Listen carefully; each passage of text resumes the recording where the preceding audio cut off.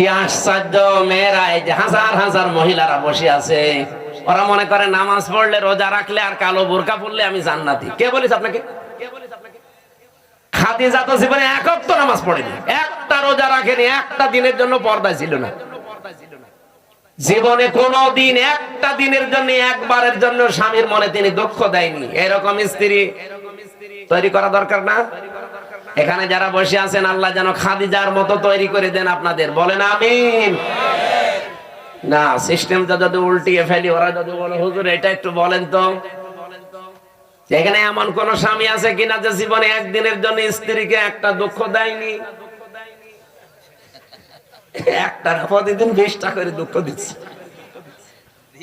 আমাদেরকে হযরতে আলীর মতো হওয়া লাগবে। আল্লাহ আমাদেরকে এই মানুষগুলোর জীবনের সামনে রেখেছেন কেন? শিক্ষা নেওয়ার জন্য। পরিবারটা জান্নাত হয়ে যাওয়ার কথা, অথচ 100টার প্রায় 99টা পরিবার এখন শান্তি নেই। সে আলেম বলেন, হুজুর বলেন আর জেনারেল বলেন, সবগুলো এখন অশান্তি। এই শুধু ছোট মনের কারণে। আমি দুনিয়ার একটা হিসাব দিচ্ছিলাম, আমি নিজের দাদা আর দাদার বাবাকে পর্যন্ত আর চিনতে পারছি না। 200 বছর পরে আমিও যদি কুষ্টিয়ায় আমার ওই বাড়িতে এসে বলি এই বাড়ি আমি বানিয়েছিলাম, আল্লাহর কসম 200 বছর পরে যারা ওখানে বাস করবে আমারে কুষ্টিয়ায় ঢুকতে দেবে না। এই হচ্ছে দুনিয়া। আল্লাহ এর পরের অংশে দিয়েছেন, ওয়া ইন্নামা তুওয়াফাউনা উজুরাকুম ইয়াউমাল কিয়ামাহ। ও পৃথিবীর মানুষেরা, বুঝে শুনে কাজ কারবার করবা, যা করো না কেন এইটা কিন্তু তোমারে দেওয়া হবে। যা করবা এইটাই তোমাকে দেওয়া হবে। ফামান যুহজিহা আনিন নার, এইটা বলার জন্য আমি এ পর্যন্ত আসলাম, ভালো করে শুনবেন। ফামান যুহজিহা আনিন নার ওয়া উদখিলাল জান্নাতা ফাকাদ ফাজ। এখানে আয়াতের 2টা তাফসীর হয়। আলেম যারা আছেন তাদেরকে বলছি ভালো করে মিলাবেন। প্রথম তাফসীর হচ্ছে, ওই লোকটার জীবন আসল সফল, যাকে আল্লাহ জাহান্নামের আগুন থেকে মাফ করে দিয়ে জান্নাতে দিয়ে দেবে, সে লোকটা সফল। আরেকটা তাফসীর হচ্ছে, পৃথিবীর ময়দানে যতদিন সে বেঁচে আছে, জাহান্নামের কাজগুলো যখন আস্তে আস্তে ছেড়ে দিয়ে জান্নাতের কাজের দিকে আস্তে আস্তে এগিয়ে যেতে পারে, তখন সে যেন মনে করে আমি সফল হচ্ছি। আগে নামাজ পড়তো না, এখন ধরেছে। আগে সুদ খাইতো, এখন ছেড়ে দিয়েছে। এরকম কাজ কারবার গুলো যখন আপনি জাহান্নামের কাজ একটা একটা করে ছেড়ে দিয়ে জান্নাতের কাজের দিকে এগিয়ে যেতে পারবেন, আপনি মনে করবেন আল্লাহ পাক আমাকে জীবন সফল করে দিচ্ছে। আপনি বলেন তো, হচ্ছে আপনার জীবনে এটা? না। আগে বিড়ি খেতেন না, এখন আরো খান। আগে সুদ খেতেন না, এখন খান। এমনকি এখানেও আমার মনে হয় এমন এমন মানুষ বসে আছে, সুদের টাকা ছেড়ে দেয়। 1000 টাকা দিলে 100 টাকা বেশি দেয়। এরকম মানুষ টাকা ছেড়ে দিয়ে রেখেছে, সেই টাকা ওয়াজ শুনে যে তুলবে। এরকম মানুষ নেই? অলরেডি টাকা ছেড়ে দিয়ে এসেছে, ওয়াজ শেষ করে কালকে যে ওই টাকা তুলবে, সুদের টাকা। নাকি এলাকা এখনো শুরু হয়নি এটা? কারা কারা সুদের টাকা ছেড়ে দেবেন হাত তোলেন তো। একজু তা দাঁড়িয়েলা মানুষ। আপনি কয় টাকা ছেড়েছেন? না, যারা এগুলো ছেড়েছেন আপনি না খেয়ে মরে যান ভাই। সুদের টাকা খাওয়া আর মায়ের সাথে জেনা করার সমান। আরো জোরে বলেন নাউযুবিল্লাহি মিন যালিক। আল্লাহ আমাদের হেফাজত করুন, আমিন। আমাল হায়াতুদ দুনিয়া ইল্লা মাতাউল গুরুর। আল্লাহ বলেন পৃথিবীর এই জমিনটা, পুরা জীবনটাই ধোঁকা। এটা পুরাটা খেল তামাশা, এটা প্রতারণা ছাড়া দুনিয়ার মানুষ কিচ্ছু না। এখনো টের পাচ্ছ না?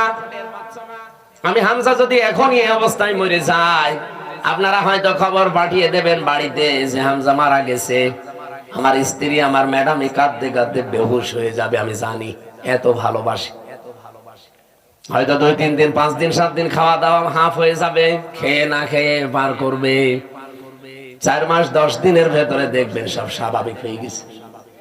কি তাহলে আমার নিজের একা না, প্রত্যেকের জীবনে এইটা 4 মাস 10 দিনের ভেতরে ঠিক আমার শ্বশুর ম্যাডামের নিয়ে অন্য জায়গায় বিয়ে দিয়ে দেবে। কি মাত্র 4-5 দিন সংসার করার পরে ওর বাবার কল দিয়ে বলবে, আব্বা হামজা তো আর কি ছিল, এখন যেটা দিয়েছে এটা 100 গুণ ভালো। এই হচ্ছে দুনিয়া। আল্লাহ এটা আমাদের বুঝিয়েছেন যে আমাল হায়াতুদ দুনিয়া ইল্লা মাতাউল গুরুর। যে হায়াত শব্দটা আছে না, এইটার ব্যাখ্যা করার জন্য আমি আয়াত পড়লাম। আপনাদের কষ্ট হচ্ছে নাকি ভাই? আর আধা ঘন্টা থাকা যাবে না? আর ব্যস্ত মানুষ আছে তো, এই জন্য আমি তাড়াতাড়ি করছি। এরা আবার চলে যাবে তো। আমার ভাইরা, আল্লাহ রাব্বুল আলামিন শুরু করলেন আয়াতের শুরু থেকে দেখবেন, আল্লাযী খালাকাল মাউতা ওয়াল হায়াতা। আমি এমন আল্লাহ কি তোমাদের মউত আর হায়াত আমি বানিয়েছি। এবার চিন্তা করেন, আল্লাহ আয়াত শুরু করার আগে কিন্তু হায়াত আগে দেননি, আগে দিয়েছেন মউত। কি দিয়েছেন? মুফাসসিররা তাফসীর করতে গিয়ে লিখেছেন, আল্লাহ পাক মানুষকে জানাতে চেয়েছেন, পৃথিবীর মানুষেরা পৃথিবীর যত উপরে ওঠো না কেন, এই কথা সব সময় মনে রাখবা যে আমার মরা লাগবে। কি করা লাগবে? আমি প্রধানমন্ত্রী না, আমি সারা পৃথিবীরা যদি মডেল হয়ে যায়, এই চিন্তা সব সময় পেছনে রাখবা যে আমার মরা লাগবে। তাহলে দুনিয়ার জীবনটা পরিচ্ছন্ন থাকবে তোমার। মৃত্যুটা এত কঠিন বিষয়, এই পৃথিবীর কোন মানুষকে যেহেতু ছাড়েন নাই, শ্রেষ্ঠ মানুষের নাম আমরা জানি মুহাম্মাদুর রাসূলুল্লাহ, তাকে পর্যন্ত মরণ ছেড়েছে। তাকে কিন্তু অফার দিয়েছিল আজরাইল এসে যে যতদিন থাকতে চান আপনি থাকতে পারবেন দুনিয়ার হায়াতে, এরপরে যখন আপনার ইচ্ছা হবে তখন আপনাকে আমি নিয়ে যাব। নবীজি জিজ্ঞাসা করলেন, ভাই আজরাইল, যদি আমি সত্যি থাকতে চাই কতদিন? যতদিন ইচ্ছা পারবেন, তারপরে মরা লাগবে। কারণ কুল্লু নাফসিন যায়িকাতুল মাউত, এটা সবার জন্য। বিশ্ব নবী তখন ডাক দিয়ে বলেন, ফেরেশতা, মরা যদি লাগে তখন এই নশ্বর দুনিয়ায় আমি আর থাকতে চাই না, আমার মাবুদের কাছে আমারে নিয়ে চলো। হযরতে আজরাইল নিজে বর্ণনা করেন যে আমি শুধুমাত্র তার বুকের উপরে হাতটা রেখেছিলাম, বিশ্ব নবী মুহাম্মদুর রাসূলুল্লাহ চিৎকার দিয়ে বললেন, হাত সরাও। হাতটা সরিয়ে ফেলেছি।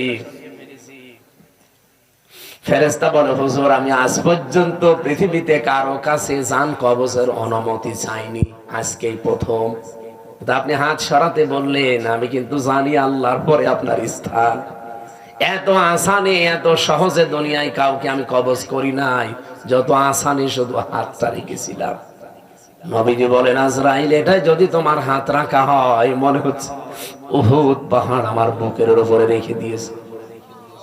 আমি মুহাম্মদের শরীরে পৃথিবীর মানুষের তুলনায় 70 জন মানুষের শক্তি আমার শরীরে।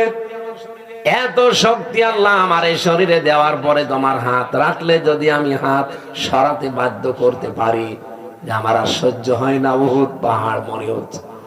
আমার গুনাহগার উম্মত যারা দুর্বল, এদের কি আচরণ করবা? যত কষ্ট আছে দুনিয়াতে মরণের, সব আমার বুকের উপরে আজকে দাও। আমার এতিম উম্মত যারা আমার পরে দুনিয়ায় থাকবে, এদের মরণে এত কষ্ট দিও না। হযরতে আজরাইল ওই দিন একটা গ্যারান্টি দিয়েছিলেন, নবী আপনি চিন্তা করবেন না, আপনার উম্মত যদি পৃথিবীতে, কোরআনে কারীমের সূরা বাকারার 255 নাম্বার আয়াত, যেটা আয়াতুল কুরসি, এখানে 10টা ক্ষমতার কথা আছে আল্লাহর। আমি এমনিতে এটা সূরা মুলক পড়ি নাই। মুলক মানে ক্ষমতা, মুলক মানে রাজত্ব। এখানে 10টা বিষয় আছে।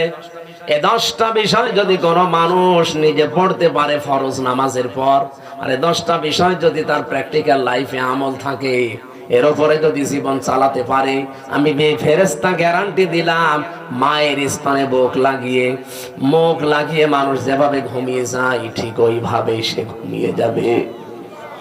এরকম মরণ আমাদের দরকার নেই, বলেন? আয়াতুল কুরসিটার আমল চালাবেন, আর আপনি দেখবেন এর ভেতরে কি আছে। আমার যদি আয়াতুল কুরসির আলোচনা আজকে থাকবে, 10টা বিষয়ের ক্ষমতার বিস্তারিত বর্ণনা বলতাম, শুধু হাদিসটা বললাম।